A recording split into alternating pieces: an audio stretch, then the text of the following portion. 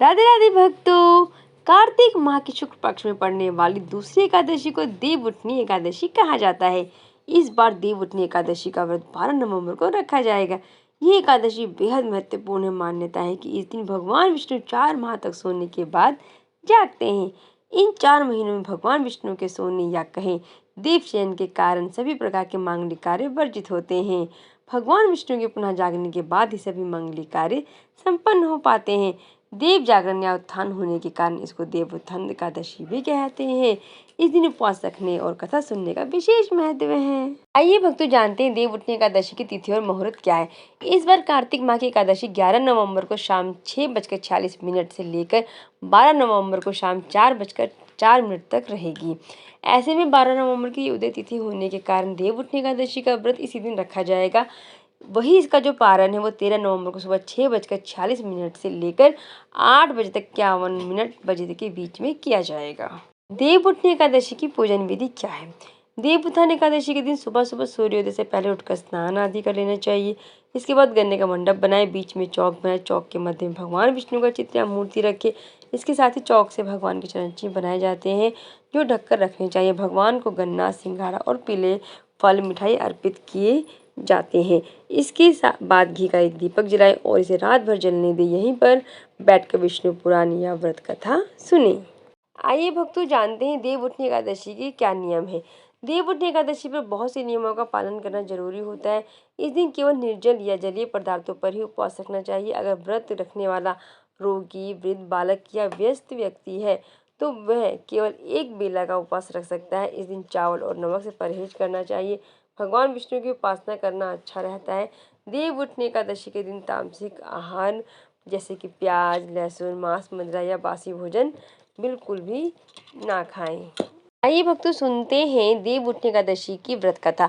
कथा सुनने से पहले अगर आपने मेरे चैनल को सब्सक्राइब नहीं किया तो चैनल को सब्सक्राइब करें, वीडियो को लाइक करें, शेयर करें। मुझे पता है कि आप सभी भक्तगण बहुत ही व्यस्त रहते हैं, पर समय निकाल के प्लीज़ राधे राधे कमेंट्स में अवश्य लिखें। तो आइए सुनते हैं कथा। तो कथा कुछ इस प्रकार है। एक राज्य में एकादशी के दिन प्रजा से लेकर पशु तक कोई भी अन्न नहीं ग्रहण करता था। एक दिन भगवान विष्णु ने राजा की परीक्षा लेने की सोची और सुंदरी का भेष बनाकर सड़क के किनारे बैठ गए। राजा की भेंट जब सुंदरी से हुई तो उन्होंने उसके यहाँ बैठने का कारण पूछा। स्त्री ने बताया कि वो बेसहारा है। राजा उसके रूप पर मोहित हो गए और बोले कि तुम रानी बनकर मेरे साथ महल में चलो। सुंदर स्त्री की राजा के सामने एक शर्त रखी कि ये प्रस्ताव में वो तभी स्वीकार करेगी तब उसे पूरा राज्य का अधिकार दे दिया जाएगा और वो जो बनाए राजा को खाना होगा। राजा ने शर्त मान ली। अगले दिन एकादशी पर सुंदरी ने बाजारों से बाकी दिनों की तरह अन्न बेचने का आदेश दिया। मांसाहार बनाकर राजा को खाने पर मजबूर करने लगी। राजा ने कहा कि आज एकादशी के व्रत तो है, मैं सिर्फ फलाहार ग्रहण करता हूँ। रानी ने शर्त याद दिलाते हुए राजा को कहा कि अगर ये तामसिक भोजन नहीं खाया तो मैं बड़े राजकुमार का सिर धड़ से अलग कर दूंगी। राजा ने अपनी स्थिति बड़ी रानी को बताया। बड़ी रानी ने धर्म का पालन करने की बात कही और अपने बेटे का सिर काट देने को मजबूर हो गई। राजा हताश थे और सुंदरी की बात ना मानने पर राजकुमार का सिर देने को तैयार हो गए। सुंदरी के रूप में श्री हरि राजा के धर्म के प्रति समर्पण को देखकर अति प्रसन्न हुए और उन्होंने असली रूप में आकर राजा को दर्शन दिए।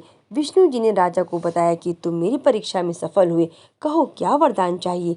राजा ने इस जीवन के लिए प्रभु का धन्यवाद किया और कहा कि अब मेरा उद्धार कीजिए। राजा की प्रार्थना श्री हरि ने स्वीकार की और वह मृत्यु के बाद वैकुंठ लोक को चला गया। तो बोलो भगवान विष्णु की जय। भक्तों चैनल को सब्सक्राइब करें, वीडियो को लाइक करें, कमेंट्स में राधे राधे अवश्य लिखें। राधे राधे, हरि बोल।